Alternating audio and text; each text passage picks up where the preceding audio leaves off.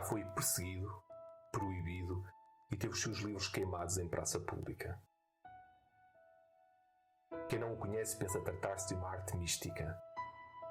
Tomam-no por um conjunto de poderes ocultos, práticas mágicas, supersticiosas, até de feitiçaria. Não são poucos os que o confundem com mais uma forma de ludibriar os incautos e desesperados.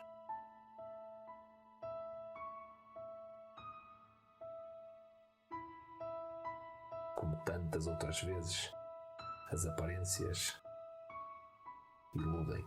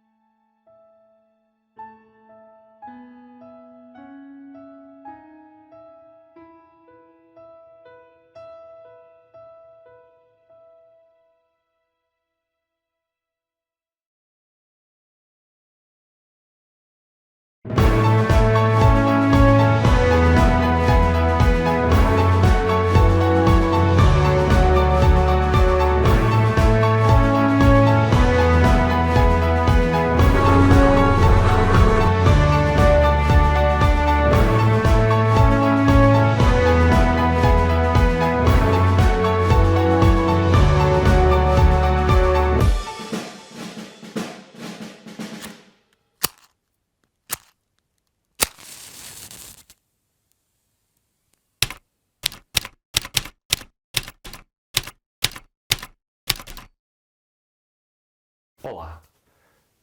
Para a maior parte das pessoas, o espiritismo ainda é um grande desconhecido. Uns nunca ouviram falar, outros nem querem ouvir falar. Depois há aqueles que dizem que não acreditam, mas é um pouco como aquela expressão castelhana. Não lo creio em brujas, pero que las hay, las hay. Pode dizer o que é o espiritismo? É uma cena esotérica que fala com os espíritos, acho. É tipo bruxaria, é obra do diabo. Eu não faço ideia do que isso é.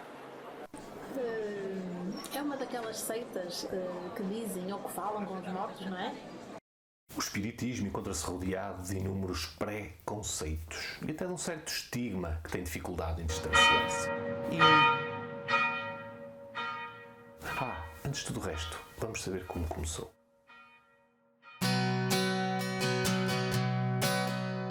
O espiritismo nasceu no século XIX, em Paris, às mãos do educador francês Hippolyte Léon Denisard Rivail.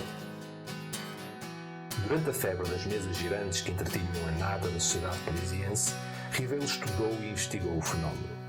Comprovando que eles eram reais, tendo como causa as almas daqueles a quem chamavam de mortos, ele aceitou trabalhar em parceria com eles sob o pseudónimo de Allan Kardec, na tarefa de revelar e aprofundar uma realidade que se encontrava latente, mas que teimava em permanecer obscura. Desse trabalho resultaram as obras que ainda hoje são os alicerces em que assenta o espiritismo. Allan Kardec não foi um secretário dos espíritos.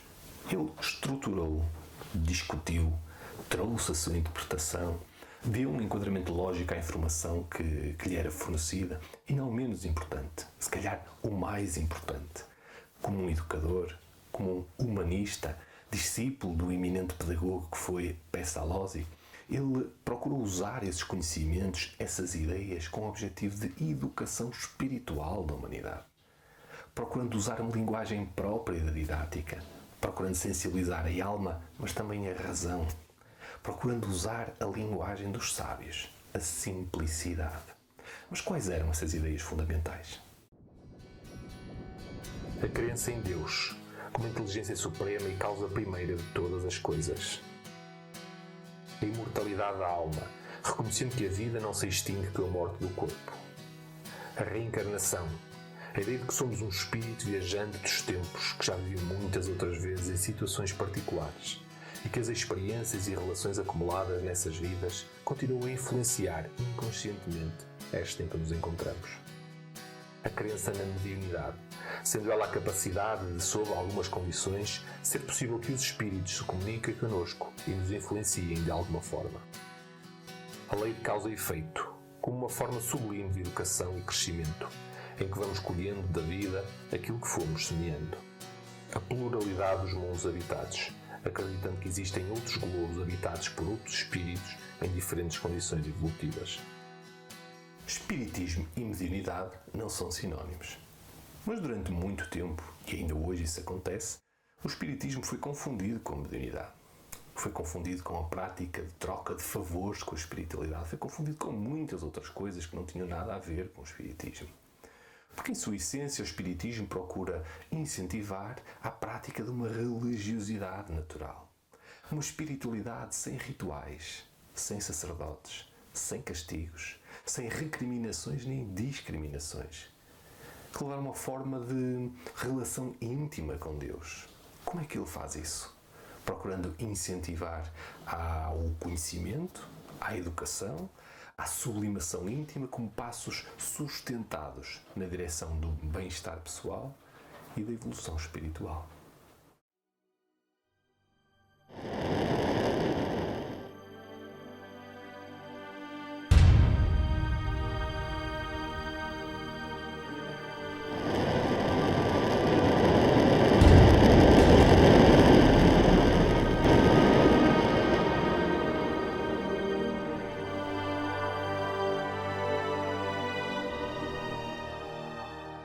O universo é regido por leis naturais, físicas e morais, que são aplicados da mesma forma em todo o lado.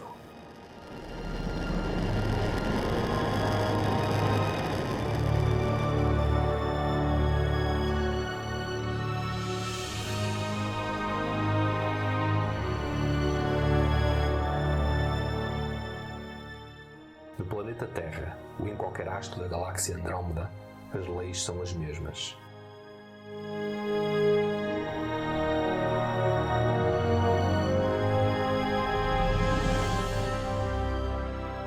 Não existem privilégios nem privilegiados. A lei aplica-se da mesma forma para todos. Mas ao contrário das leis naturais que são imutáveis, o Espiritismo é uma doutrina dinâmica e progressista, que não fica cristalizada nos seus dogmas por uma razão muito simples. Não os tem.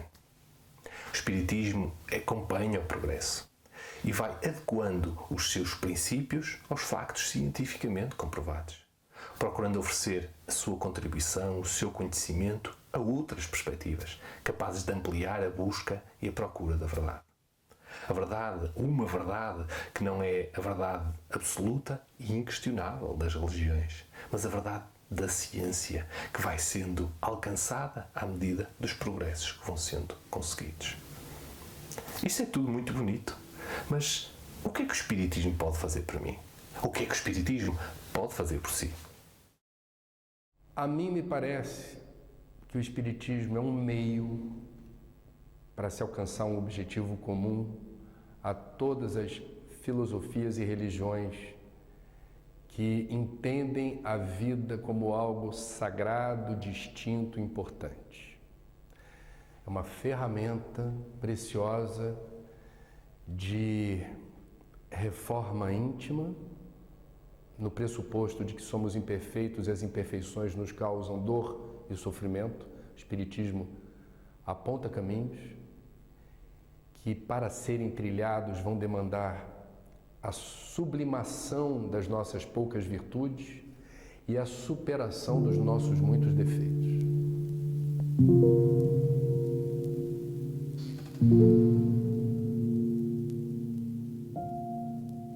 A partir de uma perspectiva mais abrangente do que é a vida, o Espiritismo é uma doutrina de educação para a liberdade.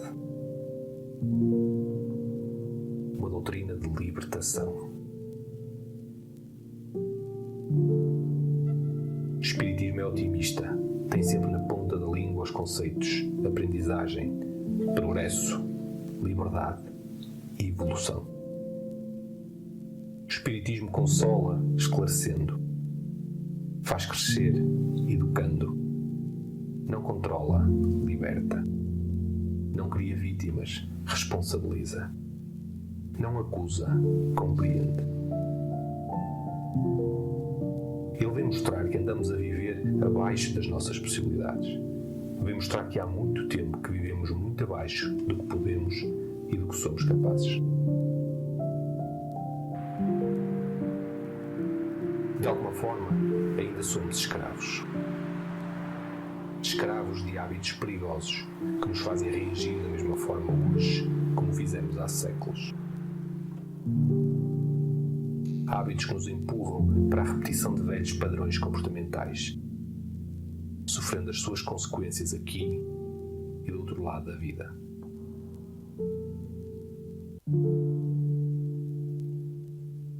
E todos estes hábitos castram a nossa potência de vida.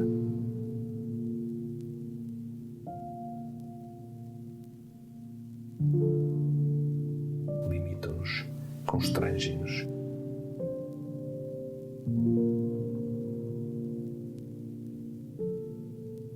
Tornam as nossas vidas mais tristes, mais angustiantes, mais conflituosas. O que o espiritismo de melhor tem para oferecer às pessoas são as suas ideias transformadoras. A principal cura que o espiritismo pode efetuar é a transformação da alma humana, esclarecida por uma forma mais lúcida de se compreender a si próprio como um espírito imortal e a vida como uma oficina de trabalho para a sua sublimação. Em resumo, o espiritismo para mim é uma ferramenta fantástica de mudança para melhor. E se eu não melhoro, a culpa não é da doutrina, a culpa é minha. O objetivo do espiritismo é educar as pessoas para uma nova forma de espiritualidade. Uma espiritualidade em que elas deixem de ser instrumentos passivos a quem está reservado um papel de pedir clemência ou favores a Deus. Uma espiritualidade que as libertem da submissão aos humores divinos e as tornem pessoas mais lúcidas, mais conscientes de si mesmas e do universo em que vivem. Dessa forma, elas ficam muito mais capazes de entenderem, de compreenderem melhor as vicissitudes a que estão sujeitas, de tomarem melhores decisões e viverem melhor.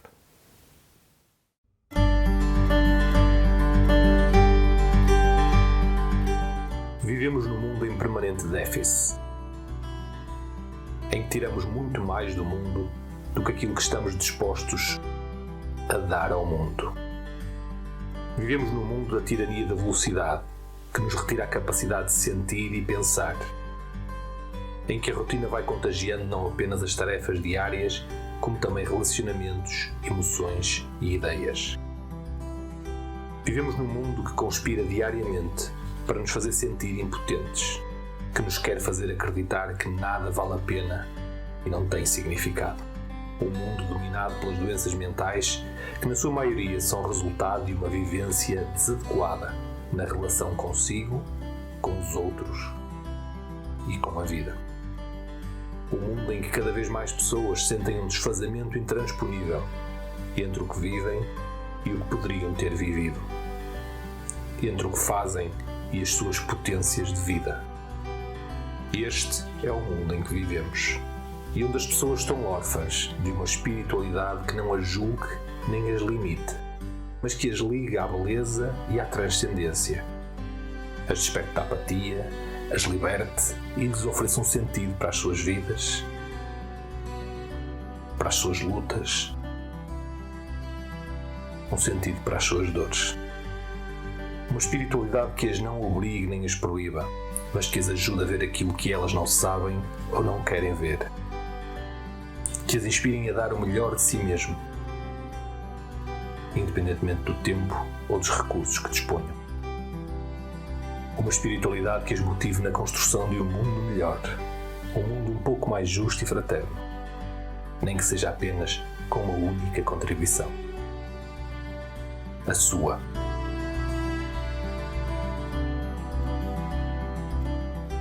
A construção desta espiritualidade é o objetivo fundamental a que se propõe o espiritismo.